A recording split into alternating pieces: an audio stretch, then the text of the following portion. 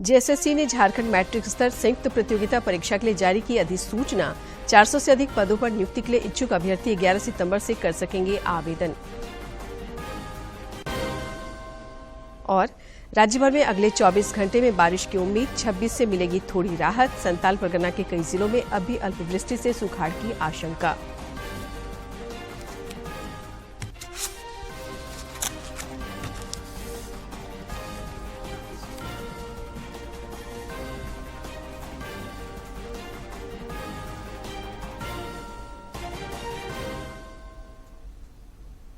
नमस्कार, खबरें झारखंड में आपका स्वागत है। मैं हूं शीला और अब समाचार विस्तार से।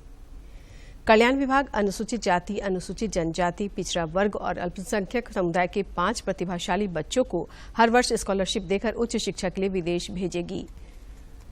इसे लेकर अब से थोड़ी देर बाद मुख्यमंत्री हेमंत सोरेन और ब्रिटिश हाई कमिश्नर एलेक्स एलिक्स के मौजूदगी में एक एमओयू पर हस्ताक्षर होगा।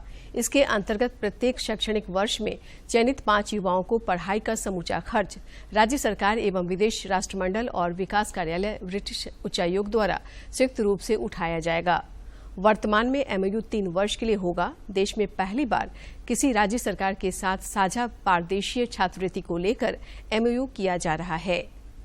देश भर में पिछले 24 घंटे के दौरान देश में कोविड के 8,586 नए मामले सामने आए हैं, जबकि इस अवधि में 9,680 संक्रमित स्वस्थ भी हुए हैं। हो चुके हैं। देश में अभी रिकवरी दर 98.59% पर पहुंच गई है। वहीं दैनिक पॉजिटिविटी रेट की अगर बात करें तो 2.19% हो गई है। साप्ताहिक पॉजिटिविटी दर वर्तमान में 3.31% दर्ज की गई है। वहीं देश में सक्रिय मामलों की संख्या 96,506 हो गई है।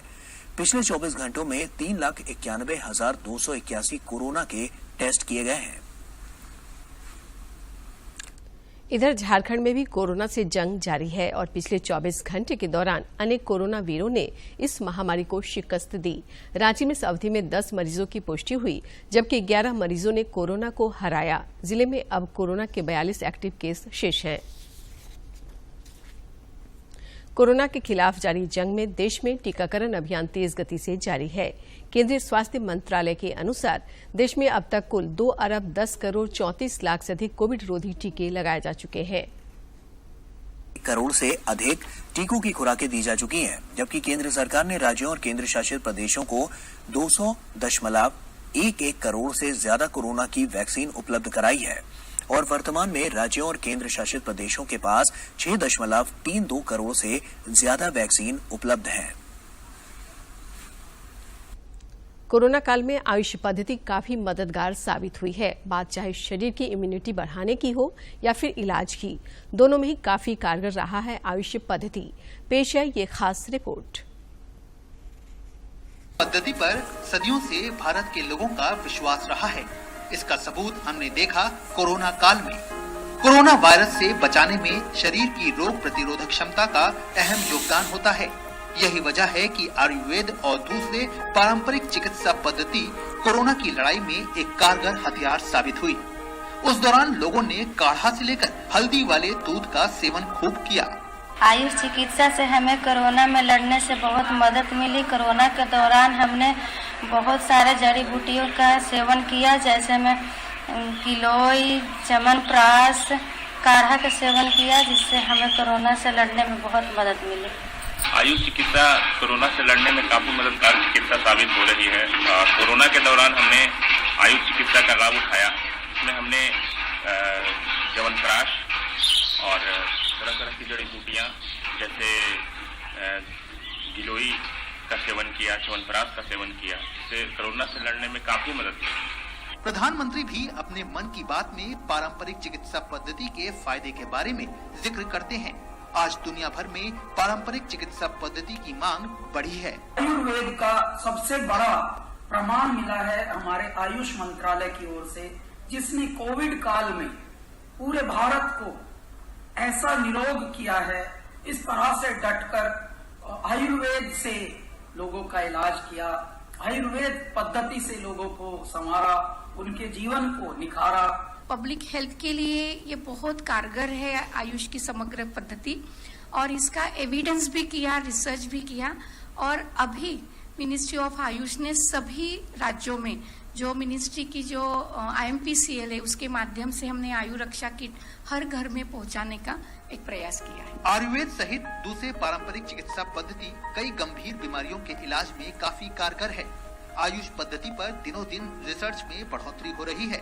जानकारों की राय में अश्वगंधा, तुलसी, दालचीनी, काली मिर्च, सौंठ और किशमिश के सेवन के अलावा नियमित योग करने से शरीर की रोग प्रतिरोधक क्षमता को बढ़ाने में मदद मिलती है, जिससे तमाम वायरस जनित बीमारियों से शरीर को बचाना आसान हो जाता है। पश्चिम बंगाल के हावड़ा में 30 जुलाई की रात कैश के साथ गिरफ्तार 3 कांग्रेसी विधायकों में से 2 विधायक राजेश कच्छप और नमन विक्सल कोंगाड़ी कागजी प्रक्रिया पूरी होने के बाद कल शाम जेल से बाहर आए। ग्रामीण क्षेत्र से आते हैं। 9 अगस्त में हम लोगों ने सारे लोगों को दोषी फुटबॉल देना पड़ेगा। उनका दर्द जो है, इतना दिन हम लोग रहे 22 दिन, जो जनता से दूर रहे, घर परिवार से दूर रहे, क्षेत्र में जो होना चाहिए हम लोगों को भी चिंता था, कहाँ पे बिजली नहीं जल रहा है, कहाँ पे रोड हमारा, कौन कार्यकर्ता को क्या जरूरत है। लेकिन मैं समझता हूँ ये माफिया लोग जो हैं उन लोगों ने FIR कराया है। जर्सी, साड़ी, कम्बल, धोती, कुर्ता ये मैं बांटता रहता हूँ। जब हम लोग बाहर निकले हम लोग को कोई जानकारी नहीं, किस तरह का हम लोगों को पेश किया गया बाहर में ये भी जानकारी नहीं। अभी मालूम चल रहा है कि हम लोग कैश कांड, अरे भाई कांड क्या होता है? मेरे पास 18 लाख रुपया, 17 लाख रुपया, 16 लाख रुपया तीनों का पैसा था। गलती यही हुआ कि एक जगह चल दी है, इसलिए 48 लाख रुपया हो गया।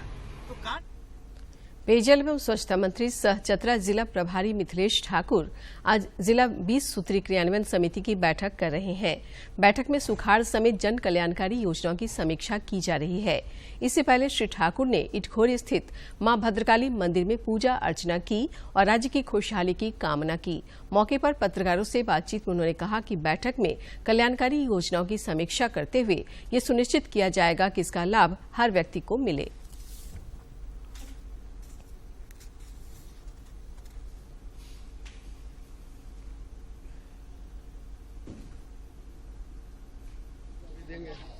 कि चतरा मेरी जन्मस्थली है, चतरा में मैं जन्म लिया हूं और आज मां भद्रकाली की कृपा से आज एक मंत्री के रूप में पहली बार चतरा आने का सौभाग्य प्राप्त हुआ और मंत्री 20 सूत्री प्रभारी मंत्री भी जिले का हूं। और आज सबसे पहले चतरा आगमन पर मां की बैठक आयोजित की गई है जो बहुत ही अहम है। आज सुखाड़ की स्थिति से पूरा हमारा राज्य आज गुजर रहा है। मुख्य रूप से आज सुखाड़ पर हम लोग 20 सूत्री की बैठक में चर्चा करेंगे और विकास योजनाएं जो जनहित में यहाँ की जा रही हैं उन विकास योजनाओं की समीक्षा की जाएगी। कांग्रेस की प्रस्तावित हल्ला बोल रैली अब 4 सितंबर को होगी। रैली की तैयारियों को लेकर पार्टी के प्रदेशाध्यक्ष राजेश ठाकुर और विधायक दल के नेता आलमगीर आलम की अध्यक्षता में रांची में बैठक हुई और कार्यक्रम को सफल बनाने पर चर्चा की गई। 4 तारीख को रैली करनी है, उसी के संदर्भ में आज ये बैठक बुलाई गई है कि किस तरह से हम लोग ज्यादा से ज्यादा संख्या में, जिस तरह से हर कार्यक्रम ऐतिहासिक हो रहा है तो जो रैली भी हो उसमें ऐतिहासिक रूप से हम लोग भाग लें। प्रवर्तन निदेशालय ने नकदी के साथ गिरफ्तार झारखंड उच्च न्यायालय के अधिवक्ता राजीव कुमार से रांची में पूछताछ शुरू कर दी है।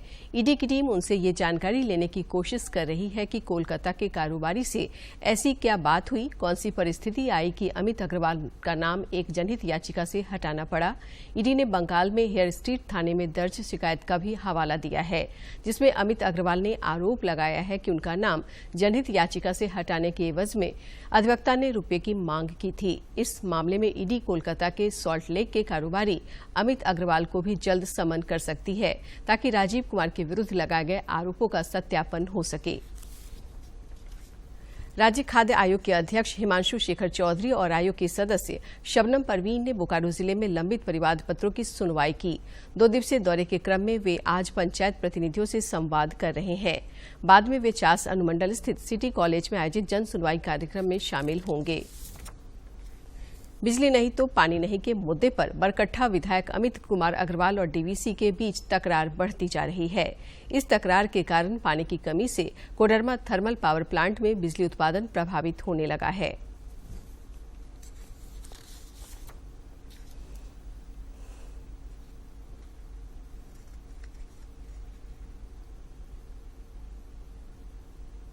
प्लेटफॉर्म पे आए, जिले के प्रशासन भी रहे, जिला पदाधिकारी भी रहे, हम लोग भी रहेंगे, डीवीसी भी रहे और पत्रकार बंधु भी रहे, और जो वो कमिटमेंट करता है वो सार्वजनिक हो और वो उसको फॉलो करो। हमको डीवीसी से कोई लड़ाई का शौक नहीं है।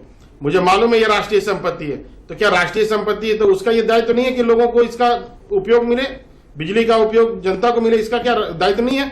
सिर्फ वो सरकार का मोटा तनख्वाह लेने के लिए यहाँ पे बैठा हुआ है। उसको भी अपनी नौकरी की जवाबदेही सुनिश्चित करनी पड़ेगी कि लोगों को हम कैसे सुख सुविधा मुहैया कराएं। पीएस का उत्पादन तो फुल चल रहा था, लेकिन हमारा 19 तारीख से जो पानी का कमी आया उसके चलते 1000 के बदले अभी हम लोग 750 मेगावाट जनरेट कर रहा हूँ। 250 मेगावाट घटाया हूँ, लेकिन पानी का कमी और नीचे चलते जा रहा है। कमी होने के कारण हो सकता है कि मेरा एक मशीन रात में या कल सुबह तक में बंद हो जाए और दूसरा मशीन और लेवल डाउन होने से बंद होगा, क्योंकि रिजर्वर का पानी गिरते जा रहा है।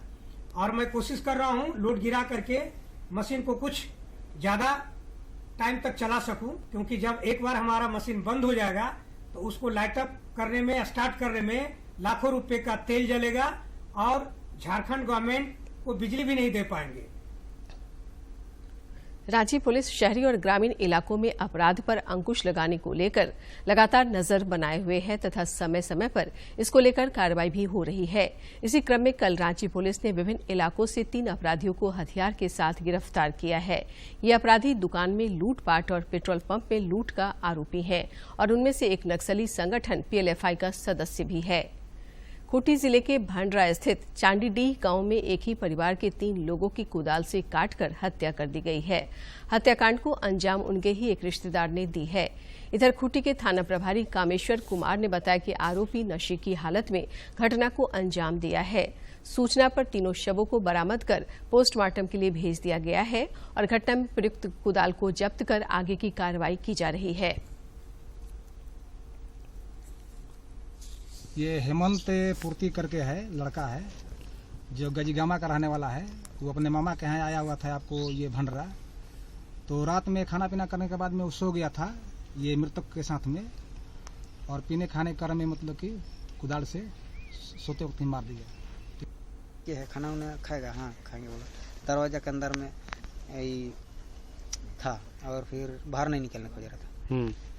हमको मारने आ रहा है, मारेगा कोई बोल के बोल रहा था और फिर अंदर में ही था। उसके बाद हम लोग खाना उन्हें दिए, थोड़ा ही से खाया, मतलब 2-3 बार खाया होगा। उसके बाद छोड़ दिए। उसके बाद जो छोटका भाई मेरा जब डेट कर गया वही बोला कि ठीक है तब चिल्लाओगे तो मारेंगे, नहीं तो बांध के रखेंगे बोल के बोला था। हम काम करने के लिए गए थे। सुबह में मेरा भगना बोल रहा था कि हमको भी काम करने ले जाओ बोल के बोल रहा था। तो ले जाएंगे, सुबह बोल रहे हैं चाहे यही जगह खाना खा सो जाओ बोल के बोल रहे थे। निकले। रांची के सांसद संजय सेठ ने कांके में बन रहे कैंसर अस्पताल का निरीक्षण किया। श्री सेठ ने बताया कि पूर्व मुख्यमंत्री रघुवर दास की पहल पर टाटा कंपनी द्वारा रांची को कैंसर अस्पताल प्रदान किया गया और ये अस्पताल बनकर तैयार है। इस दौरान उन्होंने अस्पताल की टीम के साथ संवाद किया। सांसद ने कहा कि इस अस्पताल के शुरू हो जाने से यहां के नागरिकों को कैंसर के इलाज के लिए अन्य महानगरों की ओर रुख नहीं करना पड़ेगा।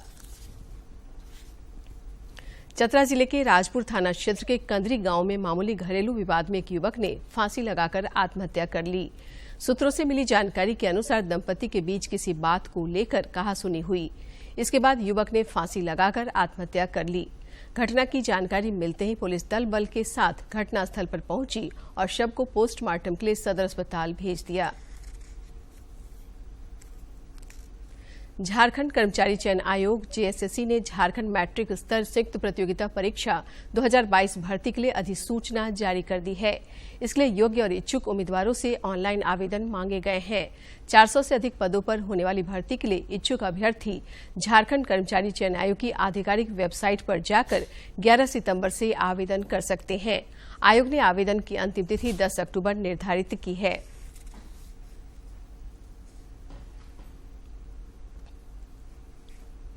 सुबह के समय सिरदर्द होना, लगातार तेज सिरदर्द होना और सिरदर्द की तीव्रता अगर बढ़ रही हो तो अक्सर व्यक्ति इसे माइग्रेन मानकर दवा लेता है, पर यह सिरदर्द कहीं रसौली का लक्षण तो नहीं है। देखिए ये खास रिपोर्ट।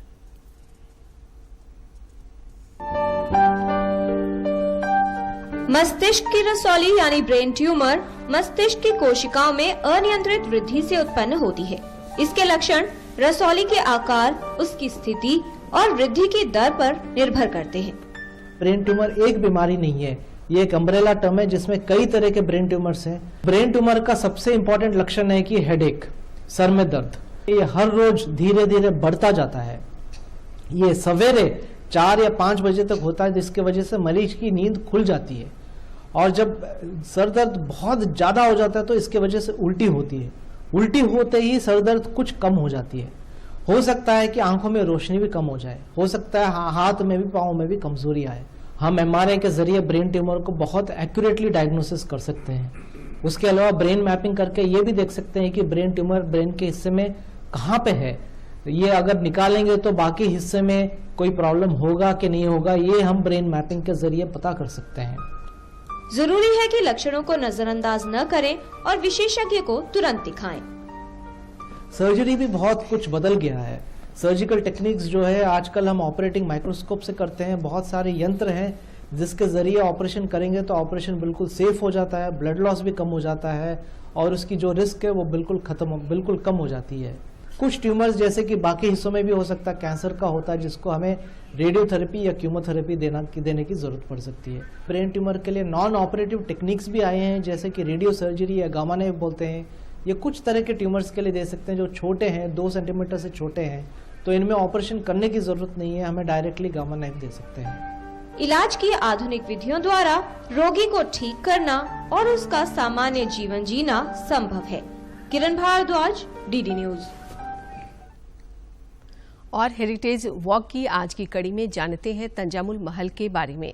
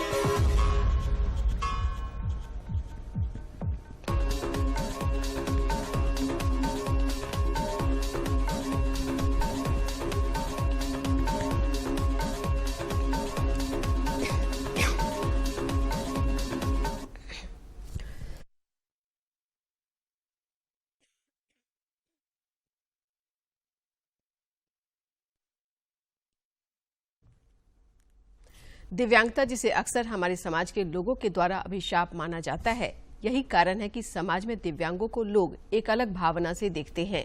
लेकिन कहते हैं ना कि जब दिल में जज्बा हो तो ये दिव्यांगता भी वरदान साबित हो सकती है। इसी को सच कर दिखाया है चतरा जिले के टंडवा प्रखंड निवासी सौरभ प्रसाद ने।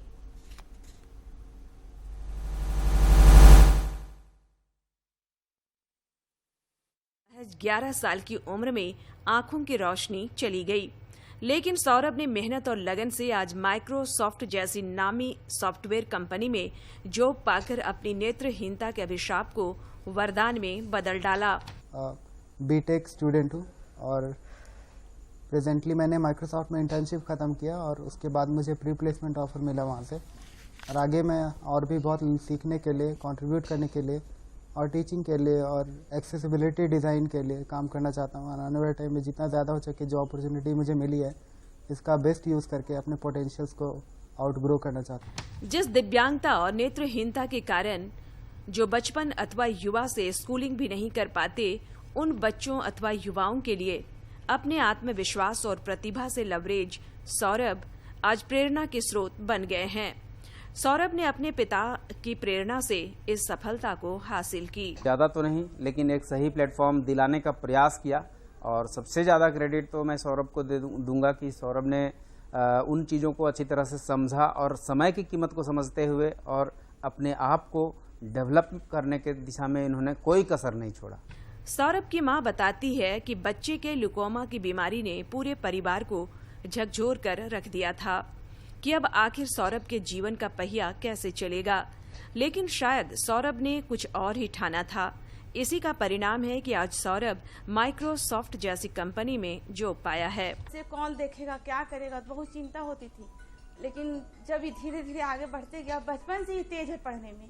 और जब ये सोचते थे कि जब ये स्कूल जाता था, इसको ब्लैक बोर्ड में नहीं दिखता था, तो आकर कोई कंप्लेन करता था कि आंटी आपका ये बाबू है ना, नहीं देख पाता है। तो बहुत तकलीफ होता था कि कैसे मेरे बाबू का होगा, क्यों, कौन इसका परवरिश करेगा।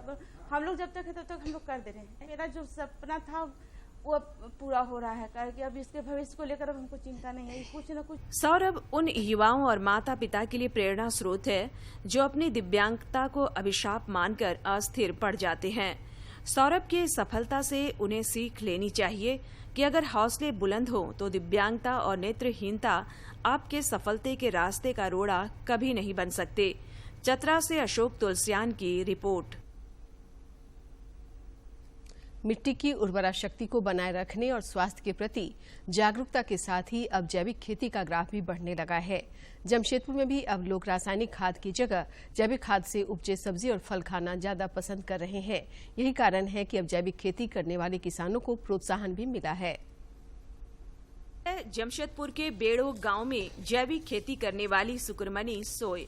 इनका कहना है कि स्वास्थ्य के प्रति लोगों में जागरूकता आने के कारण जमशेदपुर में जैविक खेती के प्रचलन को बढ़ावा मिला है। महिला समूह से जुड़ी सुकरमनी सोई बताती हैं कि वह खुद से जैविक खाद तैयार करती हैं और खुद के खेत में उपयोग के साथ अन्य किसानों को भी बेचकर लाभ कमा रही हैं।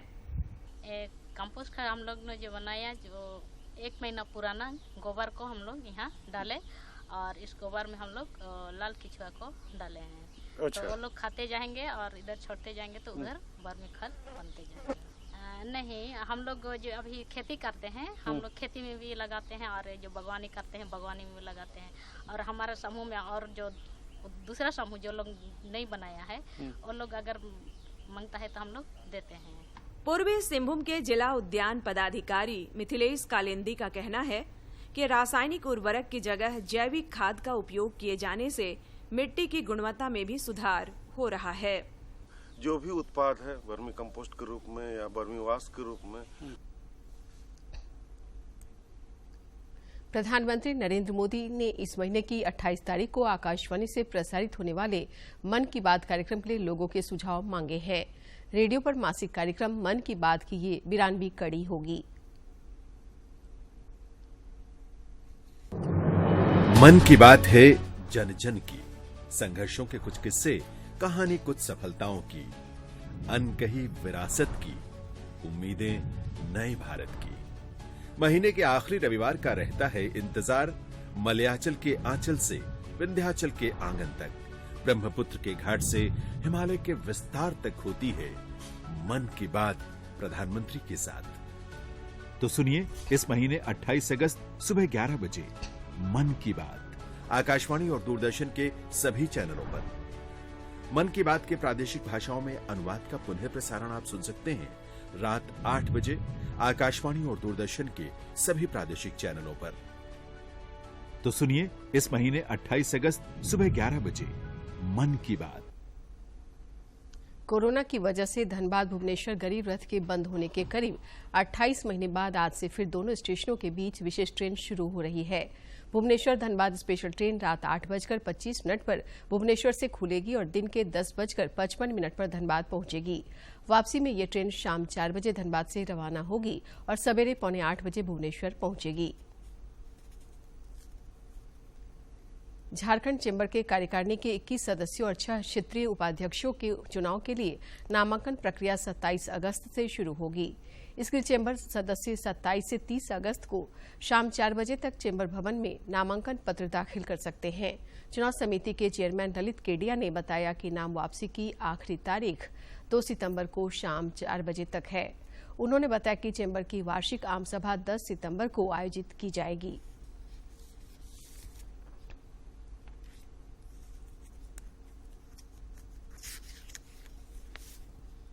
27 तारीख को चेंबर के कार्यालय खुलने के समय शुरू हो जाएगा, नामांकन पत्र लेने हम शुरू कर देंगे और 27, 28, 29 30 दिन चेंबर कार्यालय जब खुला रहेगा, जो वर्किंग आवर है हमारे, उस बीच में नामांकन पत्र लिए जाएंगे। 30 तारीख को हम लोग शाम को 4 बजे तक नामांकन लेंगे। 4 बजे के बाद हम नामांकन खोलेंगे, सारे लिफाफे ओपन किए जाएंगे और उसमें जितने वैध पाए जाएंगे। आदिवासी संस्कृति को बचाने एवं जीवंत करने के लिए जे नाची से बाची का नारा देने वाले पद्मश्री डॉक्टर रामदयाल मुंडा की जयंती आज रांची सहित राज्य भर में मनाया जा रहा है। डॉक्टर रामदयाल मुंडा एक ऐसे शख्सियत थे जिन्होंने जीवन पर्यंत तक झारखंड कला संस्कृति को बचाए रखने के लिए आवाज बुलंद करते रहे। आरडी मुंडा के नाम से पूरी दुनिया में लोकप्रिय डॉक्टर रामदयाल मुंडा का जन्म 23 अगस्त 1939 को हुआ था और 30 सितंबर 2011 को उनका निधन हो गया। मुख्यमंत्री हेमंत सोरेन समेत कई नेताओं ने पद्मश्री डॉक्टर रामदयाल मुंडा को उनकी जयंती पर नमन किया है। मुख्यमंत्री ने ट्वीट कर लिखा कि विश्व पटल पर उन्होंने आदिवासी संस्कृति को मुखर किया। वहीं पद्मश्री डॉक्टर रामदयाल मुंडा की जयंती पर जनजातीय मामलों के केंद्रीय मंत्री अर्जुन मुंडा और भाजपा विधायक दल के नेता बाबूलाल मरांडी ने भी नमन किया है।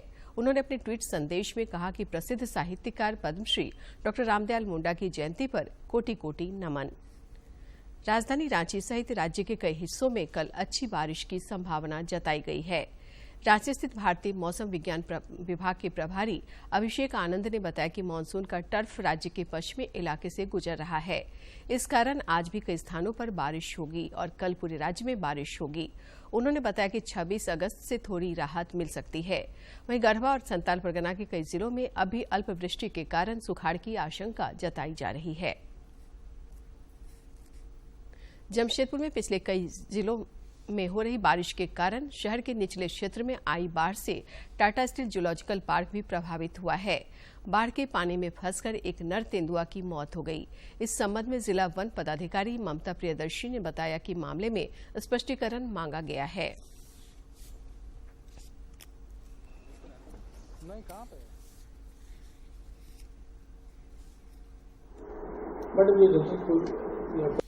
मौत सामने आ रही है, तो किस तरह की प्राप्त हुई है, जिसमें एक लेपर्ड की मृत्यु की सूचना है।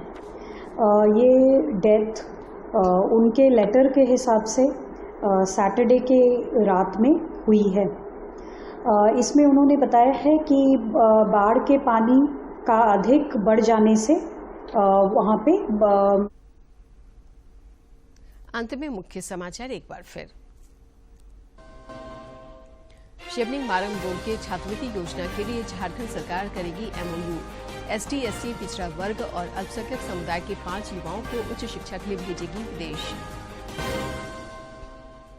कैशकांड में गिरफ्तार कांग्रेस के 2 अन्य विधायक जेल से बाहर निकले। कहा माफिया ने केस किया, आने वाले दिनों में झूठ का होगा पर्दाफाश।